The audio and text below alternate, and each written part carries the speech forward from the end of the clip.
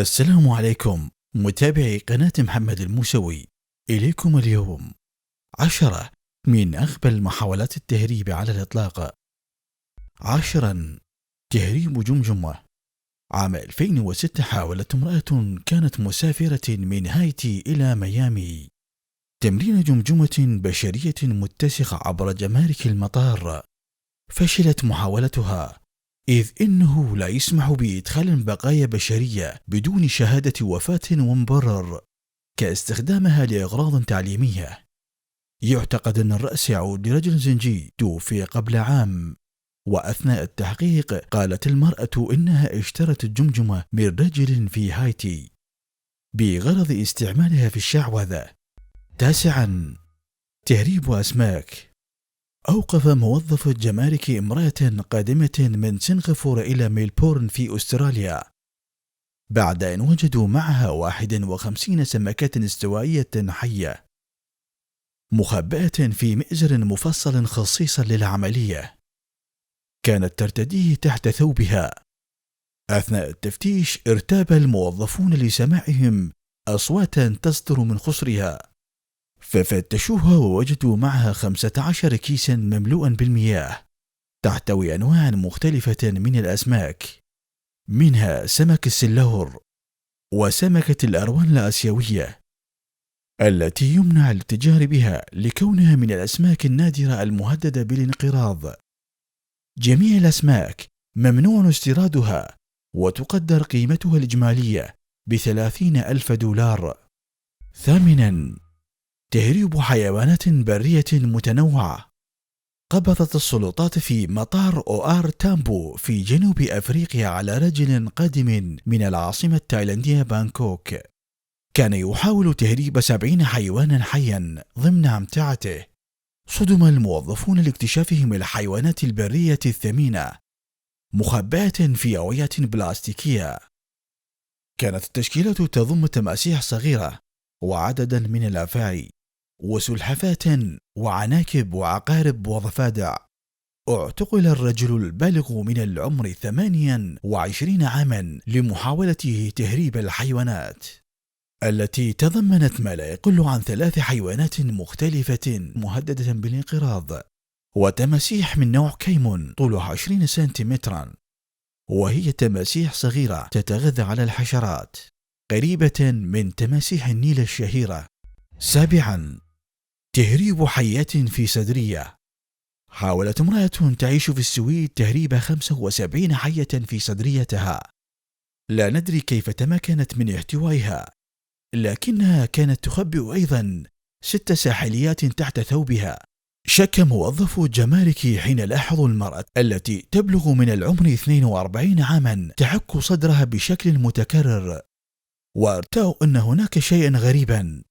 ذلك الشيء الغريب كان العديد من الحيات الصغيرة التي كانت تتلوى في صدرها.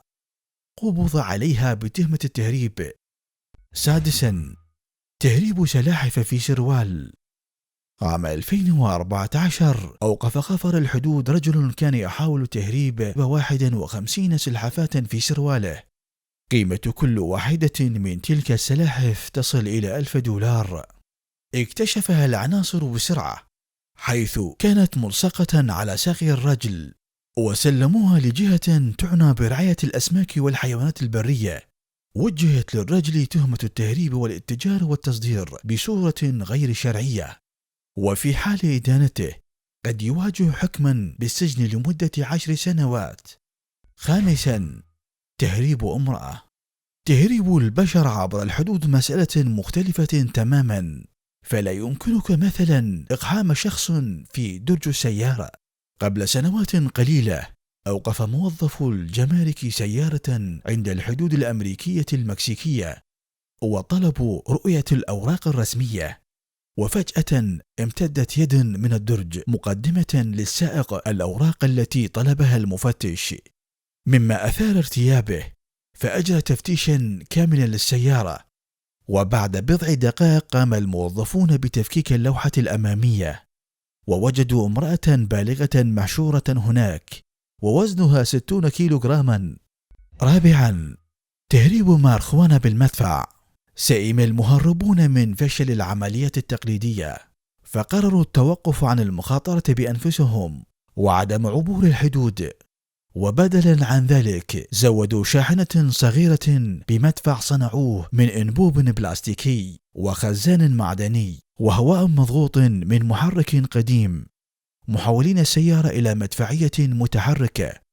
لا شك في أن الفكرة مبتكرة، لكن المشكلة أنك لا تعرف أين ستحط الشحنة بالضبط، وخصوصا في الليل، إضافة إلى أنه من السهل جدا على السلطات رؤية أنبوب طوله مترين في سيارة دفع رباعية حتى بدون استعمال نظارات الرؤية الليلية. ثالثا، سيارة علقت فوق سياج.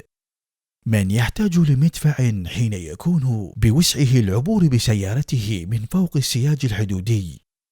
قرر مهربان متحمسان لجني أرباحا سريعة وضع سكتين معدنيتين والسير فوقهما بسيارتهما من نوع جيب شيروكي، لكن السيارة علقت عند أعلى السياج البالغ ارتفاعه 4 أمتار. فشل المهربان في تحريك السيارة الضخمة، فقرر تركها هناك والفرار بالبضاعة. جدير بالذكر إن عملية مشابهة حدثت قبلها بعام، والمدهش إنها نجحت، إلا أن مدبرها اعتقلوا لاحقا. ثانيا، خطأ مصيري.